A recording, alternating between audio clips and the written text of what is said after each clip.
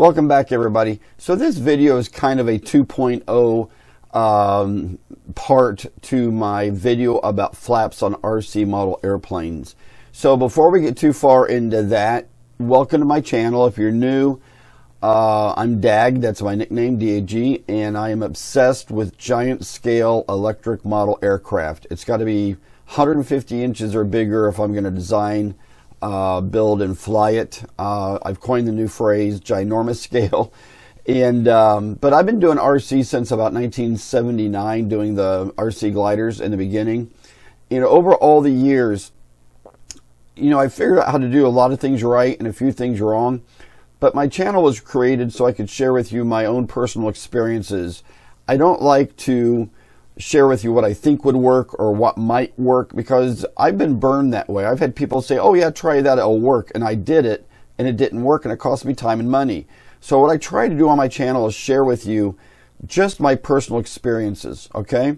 So what I had done is I had done a video about flaps on RC airplanes, okay? And I said that basically you don't need flaps on them. But then I said except on my EDF I have, an Avante, which I do use flaps on all the time. So I had quite a few of my followers and subscribers reach out and say, why on the Avante do you use flaps, but on the other ones say you don't need them much, okay? So the best way I can explain this, and you know I always bring my little models here, but the best way I can explain this is on a full-scale airplane, flaps do three things. They create lift, create create drag, and they help keep the nose of the airplane down. So if you think about flying in a model airplane or a full-scale airplane slow without any flaps, you end up with a pretty high attitude on the aircraft. Well, that makes it hard to see over the nose. I shouldn't be using a GB because a GB doesn't have flaps. I'm going to use that in a minute when I talk about tail draggers. But when you think about an aircraft flying really slow without flaps down, you can't see over the nose. You can't see over the cowling or the hood of the airplane. So when flaps come down, it's actually changing the chord of the wing and creating basically an undercambered wing, which is producing a lot of lift. Okay, so on a full-scale airplane, you have drag, you have lift, but you're getting the nose down. Now on model aircraft, most people say we don't need to keep the nose down because we are flying the airplane from a radio. We're not in the cockpit. So I'm going to use the GB again, but pretend for a minute this is like a P-51 or a Thunderbolt or any of those airplanes. In a model aircraft, when it's a tail dragger, we like to fly, we like to land pretty close to a three-point landing. I'm not going to get into full stall landings because there's a couple of people that would say, well, every landing I do is a full stall. I've taught about 101 people how to fly model airplanes, and I don't teach full stall landings, okay? I've done videos on landing. Go watch those. But on tail draggers, when you land pretty much as a three-point or close to a three-point, look how high the nose is. Okay, the nose is, I don't know, 5 to 10 degrees. We already have a pretty high nose pitch up attitude when we're landing a tail dragger.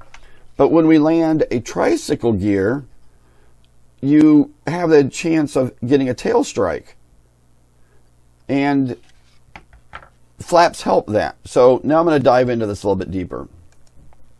So when we think about flaps, and I'm just going to revisit briefly what was in the first video. When you start to lower flaps, you're creating lift, you're creating drag, and most of my airplanes have a takeoff setting of 15 degrees and a landing setting of 40 degrees.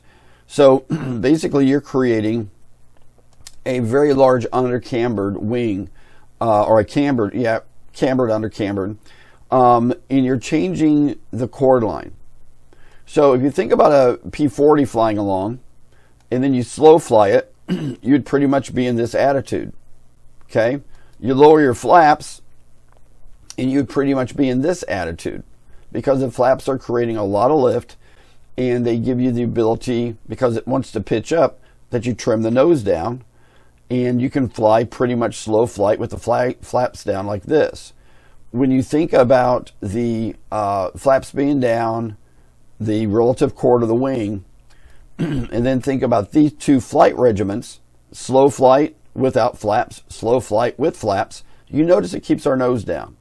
Now, why is that key on some of my airplanes like EDFs or tricycle landing gears, but not my tail draggers?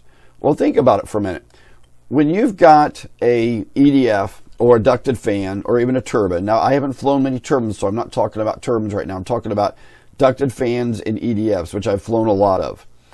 But there's a couple of things about an EDF or a ducted fan that's completely different than a propped airplane. A propped airplane's got that big propeller out front, which is basically an air brake. Okay?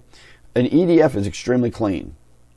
And if you remember from my landing videos, the most dangerous part of landing is turning base to final, because visually we don't have a good visualization that the airplane's slowing down as it's coming toward us.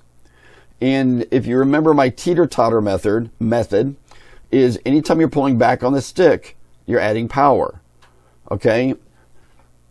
Airplanes that are not overpowered like full-scale airplanes, we use the pitch to control our airspeed. We use power for altitude. So if you're flying along at a given power setting and you raise your nose, the airplane will slow down. Okay? Now, it might balloon up and gain a little bit of altitude, but you're slowing down. Okay? So with EDFs, to slow them down, we normally end up with a really high nose up pitch attitude. And the first thing you notice is the wings wobble a little bit. Well, that means you're getting close to a stall on most EDFs. At least my EDFs, when they get close to stalling, or my swept wing airplanes, they'll rock the wings a little bit. So when you're lowering your flaps, you're able to keep your nose down, and it gives you drag to slow the plane down. EDFs do not like to slow down, at least mine don't. Okay? So when we think about it, and it's hard to see here, but basically the flaps just went down on this airplane, and now we got the gears down on this A7. So now we've got drag from the landing gear, we got drag from the flaps. What does that do for us?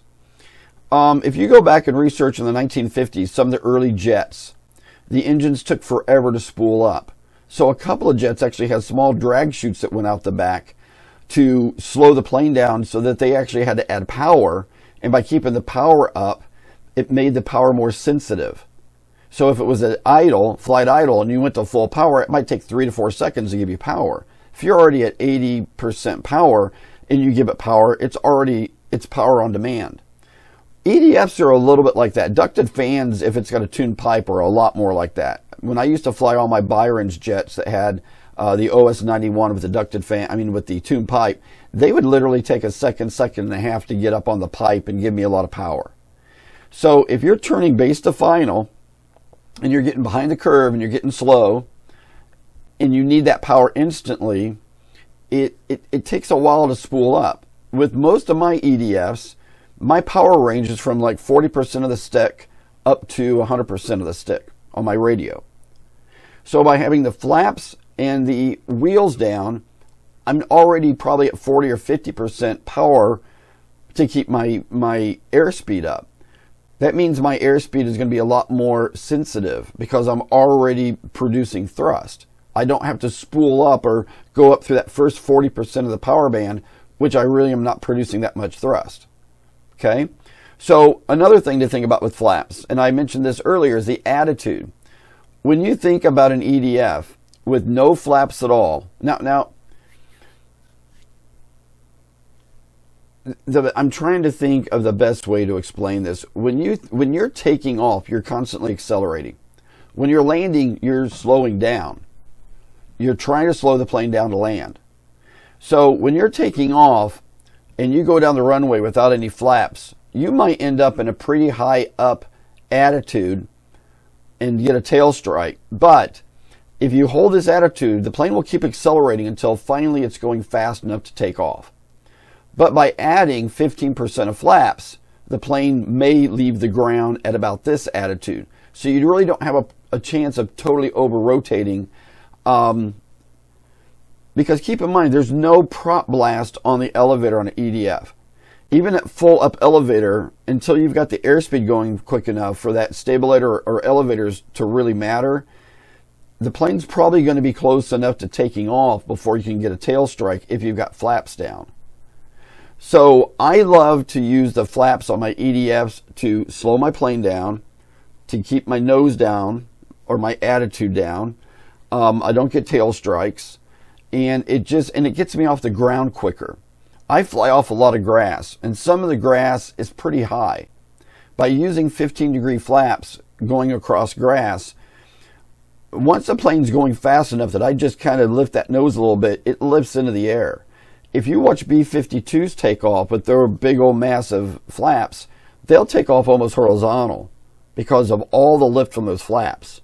Well, when you're taking off of grass with an EDF, it's kind of awesome to get off the ground like that. Now, I normally don't take off with full flaps, which is like 40% or 45%, because there is an awful lot of drag going on there. But if you got an EDF that's got plenty of power, if you're trying to get off grass, you might try full. But do this slowly, folks, okay? One of the things that makes me really nervous when I'm talking to people is that they take what I do with my Avante and then apply it to another plane. And you need to take, excuse me, you've got to take baby steps. So if I take off at 15 degrees and you've been flying an EDF and you've been taking off without flaps, set it to 5, 10, 15 and see what works best for you. Okay, same thing with a landing setting of flaps. I always start off at like 25 degrees, go to 35, go to 40 or 45 degrees, and see how the plane handles. Some EDFs have those stall fences on the wings that really do a good job of preventing the wings stalling. Some of them don't have those. So that your plane may fly differently than mine. So all I'm trying to do right now is give you food for thought. I'm not trying to tell you to go out and do exactly what I've done, because all of our planes are a little bit different. And I'm just trying to get you to kind of, I'm trying to spark thought. I'm trying to spark conversation about when you may or may not want flaps on an RC airplane. On almost all the warbirds I've ever flown, flaps have actually made the plane harder to fly. And if you watched my video on configuration, you know I like to configure the airplane for landing in the downwind. So in the downwind, I've got my gear down, I've got my flaps down, I've got the plane trimmed, because I don't want to be doing all of that as I'm turning base to final. I don't want to be fiddling around with all of my switches and stuff when I need to be watching the plane and the airspeed. So I hope this helps everybody understand the intent of what I'm trying to do in this video, and essentially just give you some thoughts on how you might apply this to make your planes fly better or make you a better pilot. Okay? Keep in mind, when we fly a full-scale airplane, we have checklists, we have all the different things. That airframe's already been tested. We already knows what all of the different V speeds are. But in a model airplane, unless you have telemetry on the plane, which I use telemetry on mine, but the airspeed on mine is GPS airspeed. It's not the true airspeed. Now, I do have that to install. I just never installed it. But even if I could hear the airspeed in my ear, I think it would be, well, even though I do have airspeed in my ear with my GPS, I have it telling me only like every 15 seconds. Because it becomes very annoying if it's just going off, and I can set my telemetry to give me warnings. If the airspeed's below something, it'll go warning. Well, when you're turning base to final and you're really concentrating to get the airplane to stay really ahead of the airplane, the last thing you want is something yelling in your ear, at least for me. Okay? So, that's pretty much it. I mean, I'm trying to remember all the different planes I've flown and which ones really needed flaps to fly well. And it's my EDFs and Ducted Fans. If you've got a P40 or a P47 or a P51 and you want to have those flaps down, or a Corsair, which has the split flaps, I get it. You want to be able to lower those and land it. But the airplane doesn't need it to fly safely. You're doing that for a scale look, or for, you're doing it for a scale look, because most model airplanes don't need flaps. So that's this video, everybody. As you know, I always in my videos begging you to get kids involved in RC. If they're 6 years old and up, get them involved with flying model airplanes. We really need to get them away from the video games. We got to get them back into aviation. Has physics and science, and you learn to deal with people, the Karens and the dickheads out there. You know, you just learn so much being in model aviation, but the reward that these kids get from actually flying the plane, the smile on their face, the excitement they get when they build their first ARF and fly it, is just, it's remarkable, folks. So please, let's try to get kids involved with the RC more. I got a couple of upcoming videos. One is about remote ID. I've gotten all kinds of emails over the last year asking me if I'd do one on it. I finally decided to do one. I've got one where I'm kind of answering emails where this literally 12-year-old kid is bullied on YouTube because he's posting some videos of some airplanes he's building, and he might be 14 actually. I get all kinds of people emailing me. I think he's 14. But I'm going to do some emails on how I've always dealt with the haters. You know, people who make a remark about a video without even watching the video, you know, stuff like that. And hopefully if you're young and you're watching this, you'll understand that you've got to follow your path that makes you happy. You know, if you want to build a plane that looks like a complete Frankenstein piece of junk, but you love it and fly it, like my airplanes, I've built some real big pieces of junk, but I love them and they fly great. You got to be able to power through all the hate, because for some reason, when you're really smart and you're really productive and you're really successful, you become a magnet for haters. And all these young kids are wanting to fly FPV and all of that, go for it. We got to embrace it. So I'll see you next time, everybody. Rock on. Be cool to each other. Get people into model aviation or full-scale aviation. Just have fun. So see you next time. Have an awesome day and rock on. Bye.